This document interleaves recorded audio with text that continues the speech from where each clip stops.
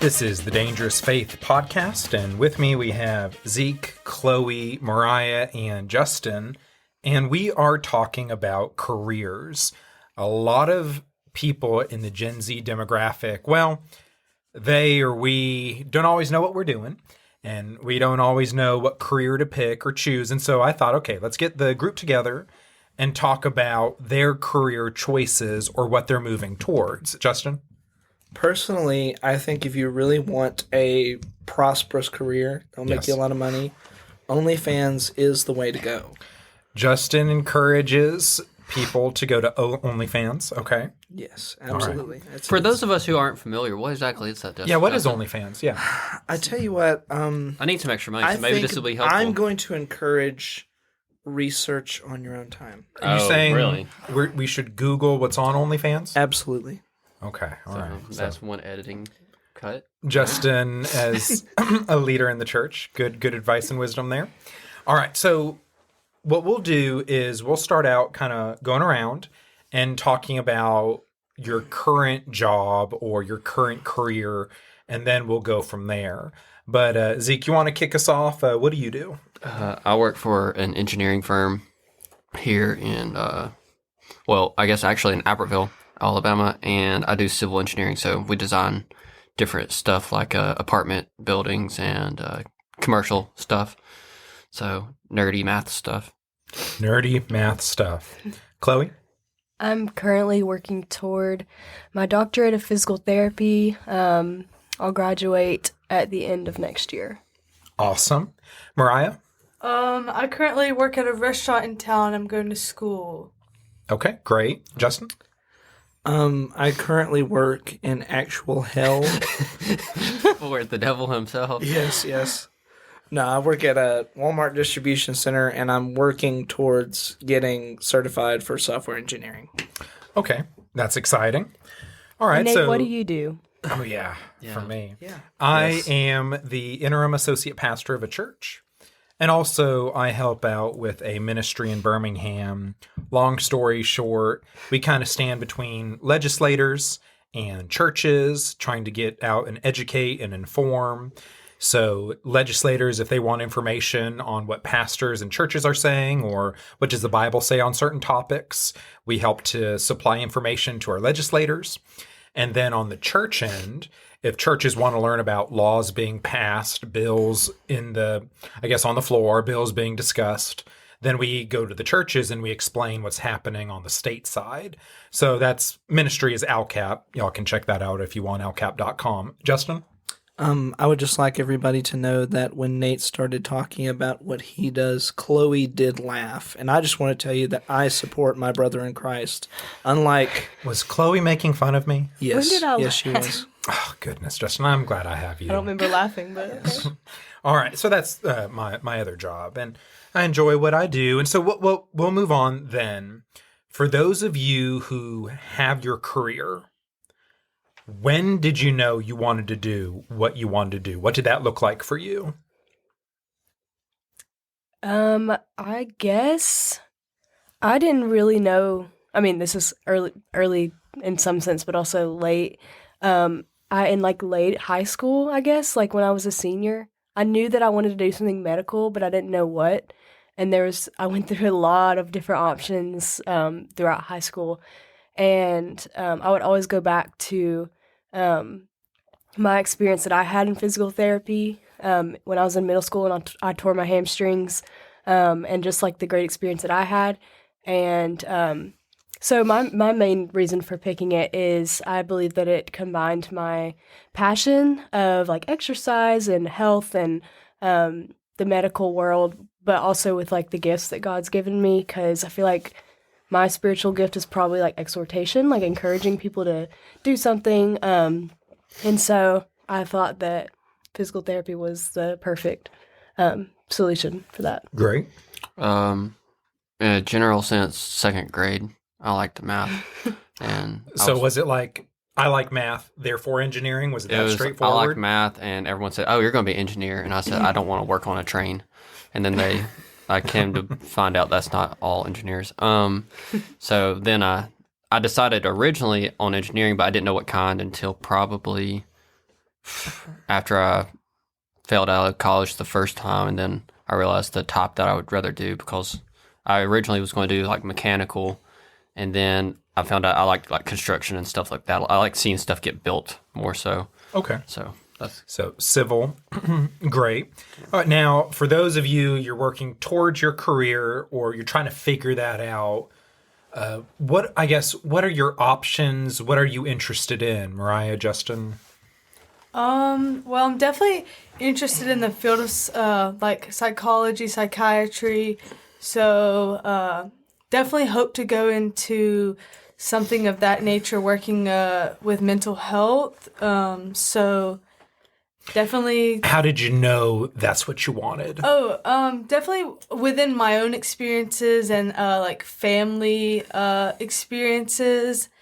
I think I've gained a lot of knowledge on certain topics and like things that aren't being addressed with it, whether it's school or church or even at the doctor's office. Maybe they're not listening to you.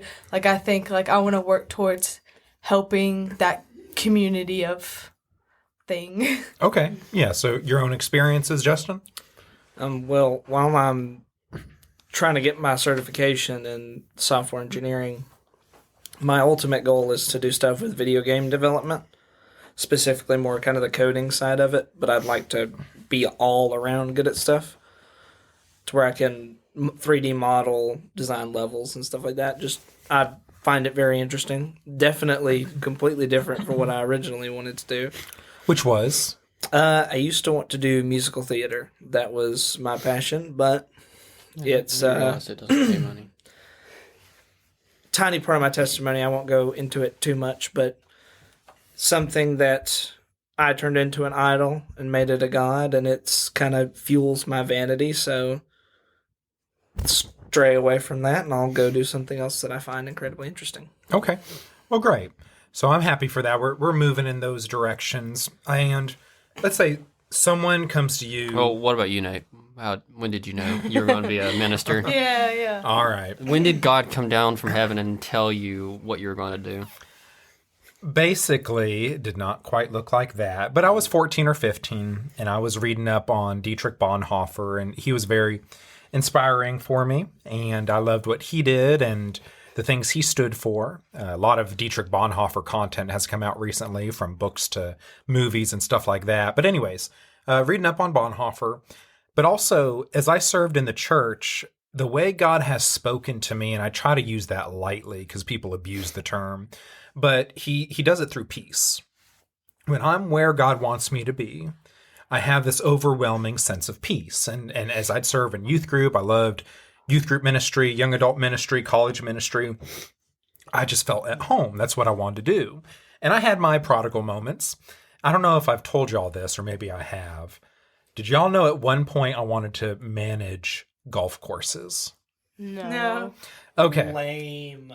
Well, Where did that come well, sometimes it, anyways. I love golf for a season of my life. And I was interested. There were just schools around that had programs on teaching you how to maintain and manage a golf course. And I actually wanted to do that for a little bit, funny enough. But that eventually went its own way. And I got confirmed in my calling in a couple ways. One, I was in a class one day and someone turned around and said, this person was not a Christian, randomly said, hey, you'd make a good pastor. I was like, okay, that's random. Then another person, there was a homeless lady I interacted with. At the end of the interaction, she just said, hey, you'd make a good pastor. And eventually I turned to God and said, I get it. You want me to go into ministry? All right, I'm going. So long story short, just things like that, just little conversations and a sense of peace. But Zeke, is that satisfying for you? Does that answer the question enough? Close enough. Okay. All right. Let's say someone goes to you, early 20s or mid 20s. They're trying to figure it out. They don't know what to do. College is expensive, take out loans, and there's that. They don't know if they want to go to a trade school, certificates, all the rest of it. They don't know what to do. They don't know where to start. If you were giving advice or wisdom, where would you go? From, excuse me, from a personal standpoint now, if that is where you sit at like 18, 20, like say you just graduated high school, right? A lot of times people try to push you into going to college right away. That was a humongous mistake for me. I went, and not only did I waste my own time, I wasted my own money. I flunked out twice, and I now know that's not what I wanted to do or where I needed to be. Yeah. So I would say take the time, just go work for a couple years, get yourself to where you're like, okay, well, I've tried this out. I don't like this. For example, I worked at the Walmart distribution center almost 5 years now, and I know it made my back hurty, and I don't like it. I get it. Yeah. But I think that the best thing you can do if you're unsure, go find yourself a good little job and work for a little bit and be thinking on it and stuff like that. But try different jobs, see what you like. Okay. Anyone else? Advice, wisdom? Yeah, I would just kind of say what I said earlier. Take the time to think about what your passions are and what your gifts are, and maybe try to find what fits in there. But also, kind of like Justin said, go shadow some places, because you never really know what it's like until you follow someone around for a day or two. And that's where you really get your sense of, okay, I love this, or I never want to be here again. True. Job shadowing is phenomenal if you're able to do it. Anyone else? Wisdom, advice? Yeah, this comes back to a topic I guess I bring up way too much probably, but being in a good church community, you can hopefully have other people speak into your life, and like, if you can't see what you're good at or what you might enjoy, they may have suggestions or solutions. So being around people who know you well, whether it's family or friends or a pastor or someone in your life who knows you well, knows your talents and stuff like that and your gifts, then they can suggest something for you. So ask around. Yeah, community is massively important. Now, okay, I have a little bit of a traditional background, some of my thoughts, some of my behaviors. Where's the line between passion and paycheck? Oh, Sorry. I had one other thing I thought of. If another way you can figure it out sometimes is ask. If you can't ask someone else, just think about when I'm talking to people or I'm talking to others, what's the thing I'm talking about a lot? Like, what is, back to your thing of passion, of like, I'm passionate about the things I talk about. So maybe that might be an area, and not always, but there's times where that's going to be a good area for you to start looking in, even if it's not what you expect it to be. Yeah. So if, like, for example, take someone who's constantly talking about football, there may be some kind of job for them where, like, hey, it may not be coaching, it may be sports analysis or stuff like that. Like, there may be some journalism. There's a bunch of different routes you could go with sports. That's just one example. Yeah, I like that. What comes to mind? What do you like to talk about? What do you like to research? I think that's good advice. Justin, did you want to jump in? Something I would like to add on to this little bit. Maybe we're going to bring it up later, and you can smack me after the episode, as you typically smack do. You anyways, As you typically do. Yeah. But if you're at a standstill because you are afraid you're not doing what God is calling you to, as Nate said, God will do things to affirm and help you realize what you're called to, for one, I believe. But another personal belief is, don't get stuck sitting there trying to figure out what to do. God can use you no matter where you're at. So if that's something that's causing you to pause and kind of not be able to figure out what you're doing, know that God will use you wherever you're at. So unless he's made it clear to you your calling, go do something you like. Yeah, I've heard it said that similar to what you're saying, but it just kind of made it click for me. It was, but I probably said it better. Yeah, probably. It's they said God doesn't always call you to a specific thing, but he always calls you to have the right character, no matter where you're at. So he's called you to have a godly character, and he will use that regardless of what position or place you're in life. I like that. Don't stop living because you're not quite where you want to be. Or sometimes you'll be in a certain place and that's not where God might have you in the future, I should say. But also be faithful where you're at. Be faithful where you at. Be faithful wherever your feet are. Because I know some people, they'll they're like, oh, I'll start living at some point, or I'll start living when I get to a certain job or a certain place or a certain college or whatever. Do what you can where you are in the meantime as well. But all right, mentioning just traditional type topics and traditional type things from generations past, we're big on passions. The younger people tend to be follow your passion, follow your dreams. Older generations sometimes can be like, forget that. Do what allows you to pay the bills. Do what allows you to raise a family. Like, who cares doing what you like? Do what you need to do in order to take care of the people around you. Forget what you're passionate about. Do your adult duty, I guess, is one way of phrasing it. What are your thoughts on that? Passion versus paycheck? So I think that there is a kind of middle ground to walk there. So you can try and strive to do what you're passionate for, but have a backup plan of some sorts, that more stable job in mind. For example, I'm going to be honest with you, when I wanted to do musical theater, there are so many incredibly talented people who do that stuff who never, ever make it big. It's kind of just dumb luck, the people who really make it big. So there's a good chance I would have never made it. And at that point in life, I didn't have a backup plan. It was basically theater or I want to be dead, you know? Theater or die. I mean, Theater or basically, die, yeah. part of the testimony again. But yeah, so walk that middle ground where I'm going to strive for this, but I got this backup plan that's a little bit more stable in case something goes wrong and I can't succeed in that. Yeah. Plan B, backup plan. I like it.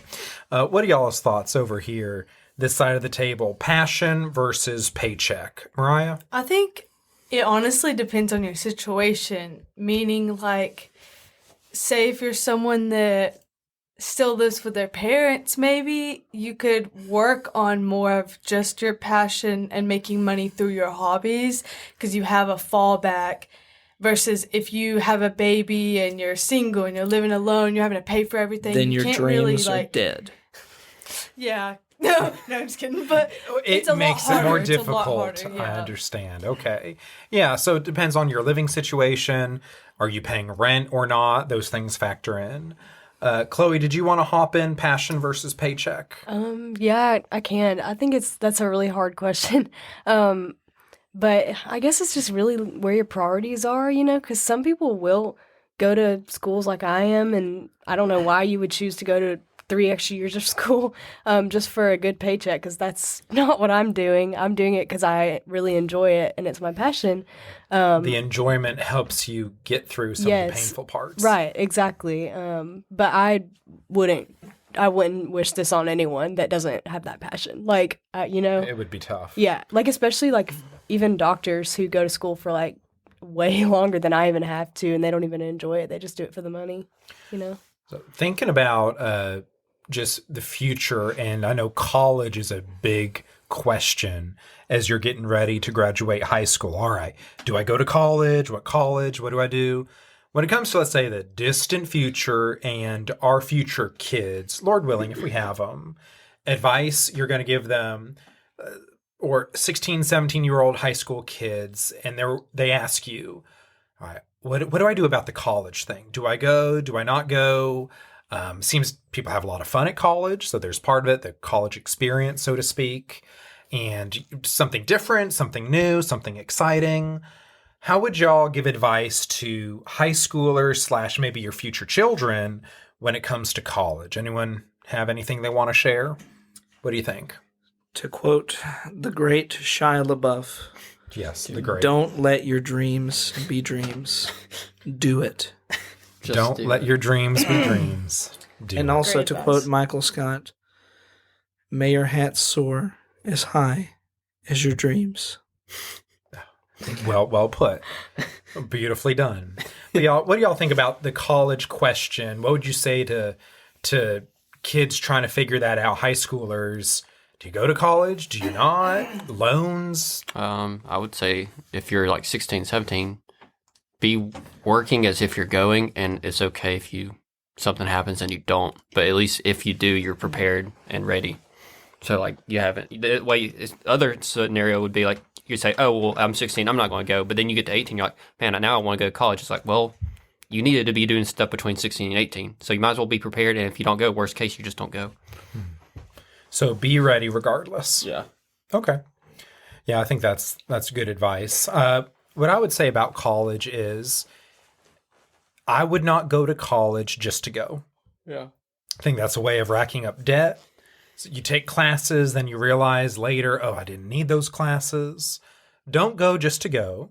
If you have a good group of friends, you're going to have fun wherever you are and whatever you're doing because the friends help to supply the fun. Don't take out, I would say, larger type loans unless there is a career at the end of the loan that makes the loan worth it.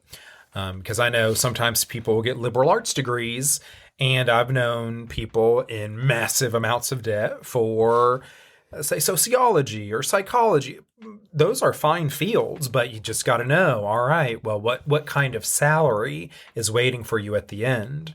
Whereas, some of us, engineering's pretty solid. Okay, engineering, odds are I'm going to get a decent job.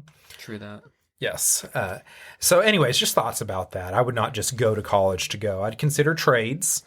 Were y'all ever interested in any trades, or did that stuff not really interest you, the people in the room? No. Justin says no. No. Okay. I went to, I think we called it tech school, but it's trade school pretty much, like where you can take an elective in high school to learn a trade.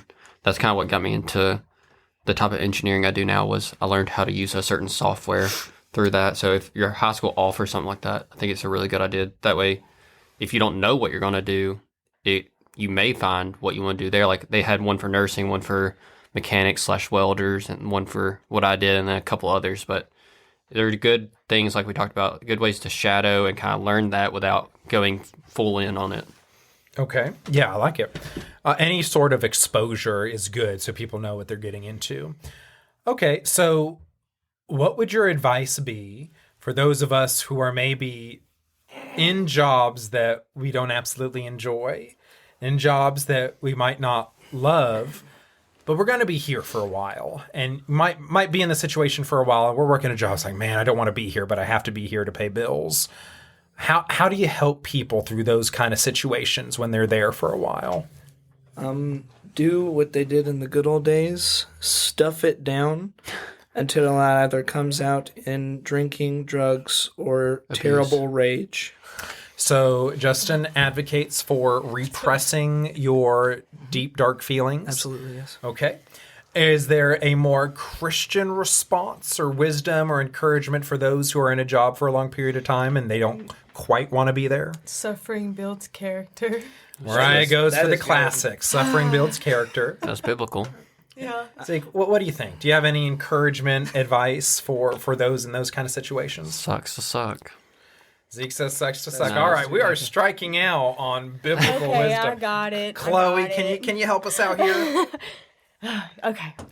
I think we need to just be faithful to wherever God's put us. Everywhere we go and every job we end up in is going to be exactly where the Lord has planned for us to be. And you never know, could be a person there that he wants you to witness to or encourage in some kind of way. And I think that, even if you're not necessarily enjoying your job, you can still be a light to the people there. Yeah, I like that, Chloe. So, one thing I'll agree with you, Chloe. I absolutely agree with you. That's a Thanks. first. I'm so glad. Yeah, and don't worry, it'll never happen again. But something I can say about Walmart that I do have to be thankful for, something I never thought that I would ever say.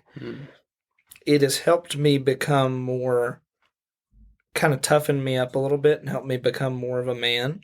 Yeah. And I think there's reason for it. I think that God's planned it that way. But you can find, even if the job you're at sucks, I guarantee you, if you really think about it, you can find something positive out of it. For example, I would never be at the church that I'm at now if I hadn't met Yucky Gross Nate and Hot Zeke So at Walmart Distribution Center. So I have that to thank for a lot of 6006. stuff. Do what? 6006. Come visit him. Absolutely, absolutely. They definitely won't escort you off the premises. So what you're saying is you want to take back all the times where you made fun of me for saying that I recommended someone else come work there, and you're like, you're so stupid. This job is the worst, and I would never recommend it to anybody. So, depending on the type of person, What type of person? women, get yourself on away from there and go do something else. If you're a crybaby man like I used to be, maybe go there and toughen yourself up a little bit. All right. Zeke, you had some thoughts? I had so many thoughts, and then Justin started speaking, and I'm just I'll amazed. tell you what, I'll talk for a little bit if you Okay, want go to for take it. a moment. It's going to be for me the same advice, but I guess from the other end of the person who is in a certain place for a period, but knows that he or she is going to move somewhere else. Be faithful with where you are. That applies to this.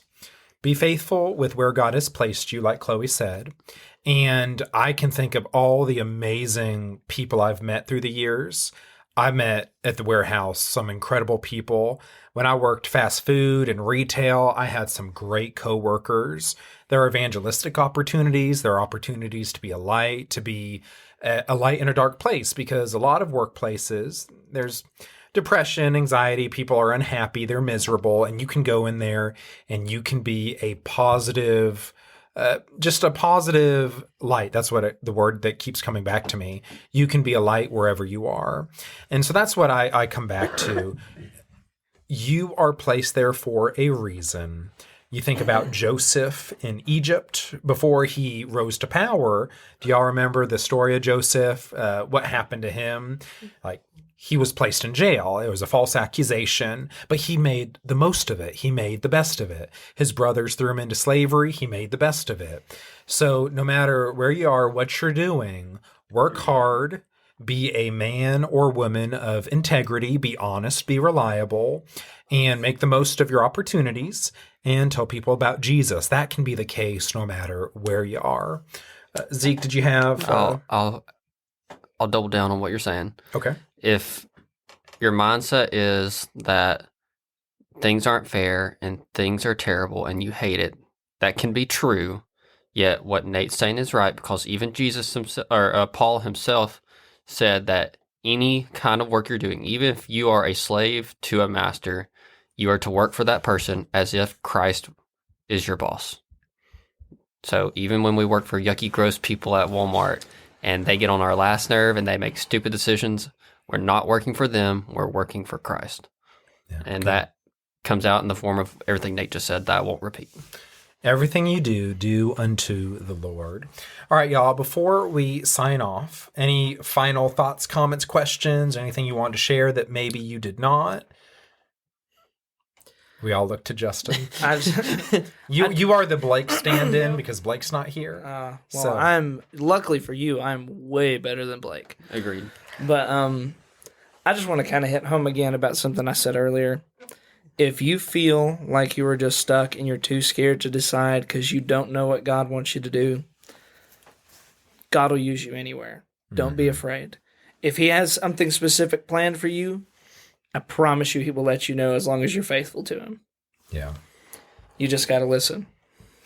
I think that's great. Always be listening. And one thing I like that Zeke does, he always emphasizes community. Ask the people around you. Ask them, hey, what am I good at? What are my skills? What are my talents? What do I do that I seem particularly good at if you're at a loss? And, if that's what God wants you to do, He'll open the doors.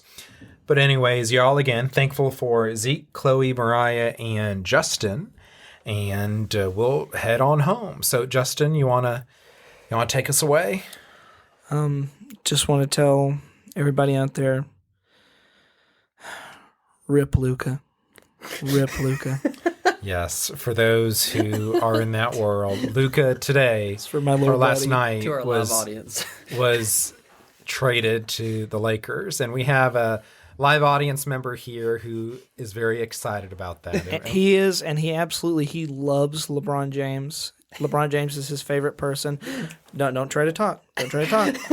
Don't try to talk. You're not allowed. But yeah, he loves LeBron James. He loves him. So, anyways, I think on that note, we'll head on home. Y'all have a wonderful day, and more episodes will come out as the weeks go by. All right, see ya. Go Lakers. Lies.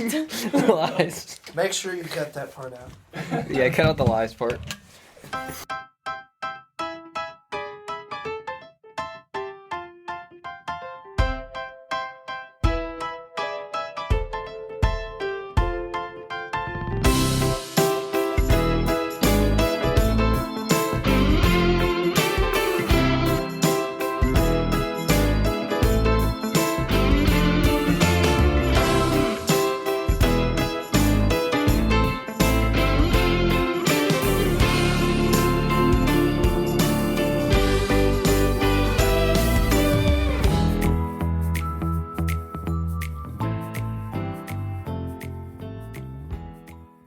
We didn't even talk about the role of like if you don't want to have a career, if you're a mother. Yeah, Mackenzie Hello. Oh yeah, Mackenzie's not here. So, Mackenzie wasn't here. I was hoping she would bring that up.